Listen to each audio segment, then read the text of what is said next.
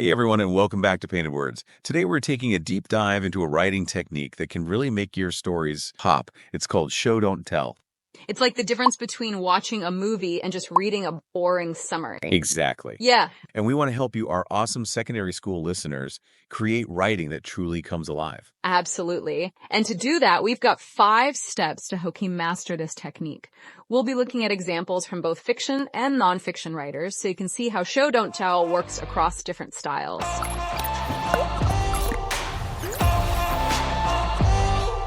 So first up, let's talk about engaging the senses. Instead of saying, it was a hot day, how can we make our reader actually feel the heat? Yeah, that's a great question.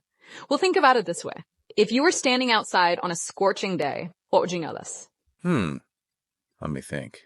The sun beating down on my skin, maybe? Exactly. Or the sweat trickling down your back. Ooh, yeah.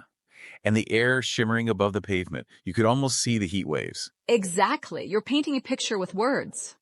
John Gardner, a fantastic novelist, once described the sounds outside his window. A bus rumbling by a blue jay, squawking the whir of roller skates. They're ordinary things, but he makes them come alive through sensory details. It's like he's transporting you right there. Yeah. And speaking of senses, did you know that Diane Ackerman, a nature writer, compares smell and taste to residents in a high-rise who can tell what their neighbors are cooking? Oh, wow. That's a great analogy. It really highlights how interconnected our senses are. It does. Using sensory language can make your writing so much more immersive. For sure. It's like you're inviting the reader to step right into the world you've created. Exactly. Okay, so we've got our readers sweating it out in the summer sun. What's the next step to bringing our writing to life? Action. Aristotle, way back in the day, gave some writing advice that's still relevant today. Represent things in a state of activity. Instead of describing a static object, show it in motion. I like that. Think of a painter like Claude Monet capturing the movement of light and water on the Seine River from his studio boat. Oh, I see. So instead of saying the tree was tall, we could say something like, the tree's branches swayed in the wind, reaching for the sky. Yes, perfect. That one little tweak adds so much more energy and life to the image. It does. So much better. Now, step 3 is where things get really fun, unleashing the power of metaphor. Metaphors, similes, oh my. This is where we get to make those surprising comparisons that make our writing memorable. Exactly. Think about how Zora Neale Hurston in Their Eyes Were Watching God describes the character's laughter as rippling like a melody, or how James Luce MacLeod uses a ship as a metaphor for the human spirit facing life's storm. Those are good. And even simple comparisons can be super effective, like that second grader who said, my dog's tongue is like a piece of liver. Hilarious and oddly accurate. Right. Even if you're not writing poetry, using figurative language can add layers of meaning and create vivid images in the reader's mind. Definitely. So we've engaged the senses, added action, and sprinkled in some metaphors. What's next on our show, don't tell checklist? This is where we talk about point of view, which is like choosing the lens through which your reader experiences the story. Yes. You have options like first person where the character tells their own story, or third person where an outside narrator tells the story. Right, and within third person, you can have an objective narrator who simply reports the facts, or a more omniscient narrator who knows everything about the character's thoughts and feelings. Choosing the right point of view can make a big difference in how the reader connects with the story. Think about a story like Shirley Jackson's The Lottery. That chilling, detached, third-person objective point of view adds to the story's suspense. It does. It's like choosing the right camera angle for a movie scene. Each perspective creates a different effect. Makes sense. Here. Okay, last but not least, we've got psychic distance. Kind of a fancy term for a really cool concept.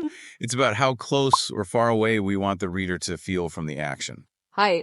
James Thurber's fairy tale, The Princess and the Tin Box, illustrates this perfectly. He describes the princess with a detached tone, saying she's more beautiful than a cornflower hyacinth or a swan. This distant, almost fable-like tone comes from how he manages the psychic distance. So it's like we're zooming in for a close-up or panning out for a wider shot, depending on the effect we want to create. Exactly. Powerful stuff. Now let's unpack these 5 steps in more detail and see how you can apply them to your own writing. Okay, so we've got these 5 powerful tools at our disposal.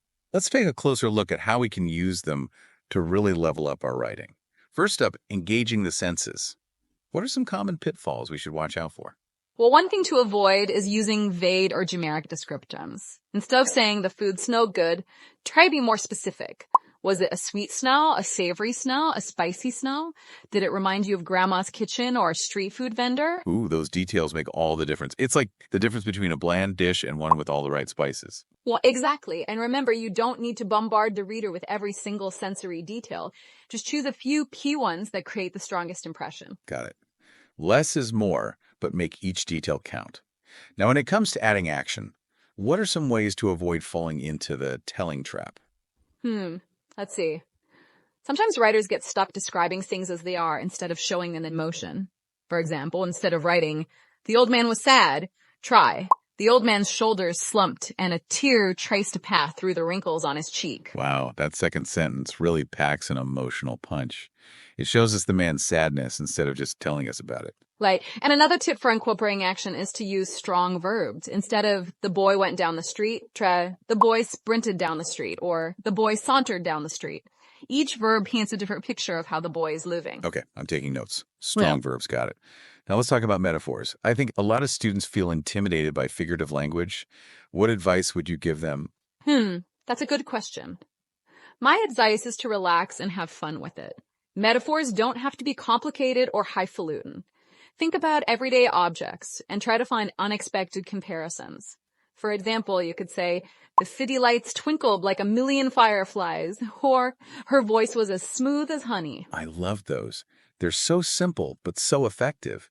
And sometimes the most unexpected comparisons can lead to the most memorable images. Absolutely. It's all about finding those connections that spark the reader's imagination. Makes sense. Now let's move on to the point of view. How can students choose the best perspective for their stories? Well, first, they need to ask themselves what kind of story they want to tell. If they want to create a sense of immediacy and intimacy, first person might be your best choice. But if they want to provide a broader perspective or explore multiple characters' sects and feelings, third person might be a better fit. Right. And even within third person, you have different options. An objective narrator can create a sense of detachment, while an omniscient narrator can provide more insight into the character's inner worlds. Yes, exactly. It's by choosing the right tool for the job. Yeah. Each point of view has its strengths and weaknesses. So true. Now, finally, let's tackle psychic distance.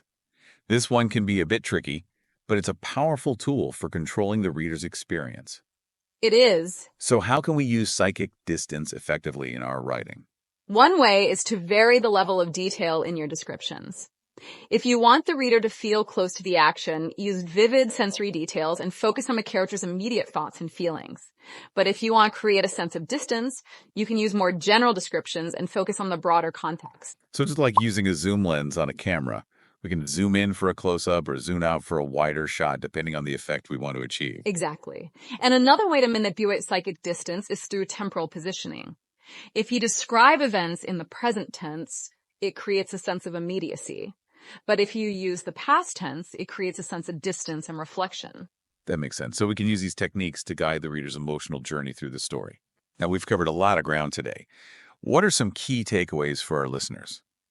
I think for me, the biggest takeaway is that show don't tell isn't just a rule to follow. It's a way to unlock your creativity and make your writing more engaging and stuff. Yeah, for sure. It's like a toolbox filled with techniques you can use to bring your stories to life. And the goal isn't to show everything. It's more to choose those details that create the most powerful impact. Yeah, it's about being intentional, right? Yeah. Deciding what you want the reader to see and hear and feel. Exactly. Now, we've talked a lot about fiction, but these techniques are valuable for nonfiction writing too. Even if you're writing an essay or a report, you can still use show, don't tell to make your writing more vivid. Right. Like, instead of just stating facts, you could use sensory and details to transport the reader back in time. Imagine describing the sights and sounds of a bustling medieval market or the chilling atmosphere of a battlefield. Ooh, that would definitely make those history lessons come alive.